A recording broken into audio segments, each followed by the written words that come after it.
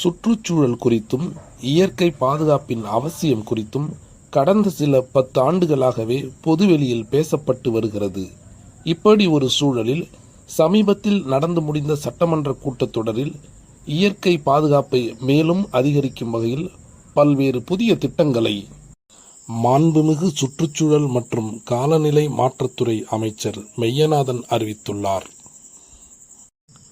அதிலும் குறிப்பாக சுற்றுச்சூழல் பாதுகாப்பின் அவசியம் அடுத்த தலைமுறை பிள்ளைகளான பள்ளி கல்லூரி மாணவர்களுக்கும் சென்றடைய வேண்டுமென்கிற நோக்கில் பசுமை கரங்கள் என்கிற திட்டம் ரூபாய் 2 கோடி செலவில் செயற்படுத்தப்படும் என்று அறிவிக்கப்பட்டுள்ளது. அதன்படி கடற்கரை உள்ளிட்ட பகுதிகளை தூய்மைப்படுத்தும் பணிகள் பள்ளி மற்றும் கல்லூரி மாணவர்கள் மூலம் மேற்கொள்ளப்படும் என்று தெரிவிக்கப்பட்டுள்ளது.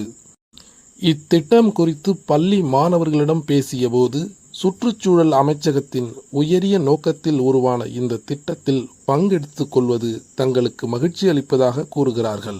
சுற்றுச்சூழலை பாதுகாக்க மாநில அரசு பசுமை கரங்கள் என்னும் திட்டத்தை அறிவுரைப்படுத்தியுள்ளது எங்களது ஆசிரியர் மூலமாக நாங்கள் தெரிந்து கொண்டோம். சுற்றுச்சூழலை காப்பதற்கு நாங்களும் ஒரு பங்கு வகிக்கிறோம் என்பது எங்களுக்கு மகிழ்ச்சியாக உள்ளது. இது குறித்து கல்லூரி மாணவர்களிடமும் பேசினோம். இயற்கையை இன்னும் நேசிக்க வைக்கிற இந்த திட்டத்தை வரவேற்று நன்றி தெரிவித்தார்கள். என்னுடைய பெயர் ரேணுகா தேவி. நான் விவேகானந்தா மகளிர் கலை மற்றும் அறிவியல் கல்லூரியில் 2ஆம் ஆண்டு வேதியியல் படிக்கிறேன். கடற்கரை உள்ளிட்ட இயற்கை சார்ந்த பகுதிகளை தூய்மைப்படுத்தும் பொழுது இயற்கையை நம்மளால நேசிக்கவும் அதோட அவசியத்தை நம்மளால புரிஞ்சுக்க முடியுது. இதனால கடற்கரையில உள்ள உயிரினங்களும் அதை சார்ந்துள்ள மனிதர்கள் எல்லாருமே நம்மளை பாதுகாக்க நம்மளால முடியுது. இந்த ஆக்கப்பூர்வமான திட்டத்தை கொண்டு வந்த மாநில அரசு சுற்றுச்சூழல் அமைச்சகத்திற்கு மாணவர்களாகிய எங்களுடைய நன்றிகளை தெரிவித்துக் கொள்கிறேன்.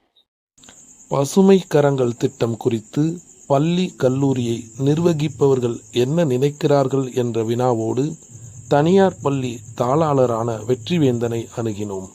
இத்திட்டம் மாணவர்களுக்கு சுற்றுச்சூழல் பாதுகாப்பு குறித்து கூடுதல் விழிப்புணர்வை ஏற்படுத்தும் என்று உறுதிபட தெரிவித்தார். நடந்து முடிந்த சட்டமன்ற கூட்டத்தொடரில் தமிழ்நாடு அரசின் சுற்றுச்சூழல் மற்றும் காலநிலை மாற்றத்துறை அமைச்சர் மெய்யநாதன் அவர்கள் பசுமை கரங்கள் என்ற திட்டம் செயல்படுத்தப்படும் என்று அறிவித்துள்ளார்.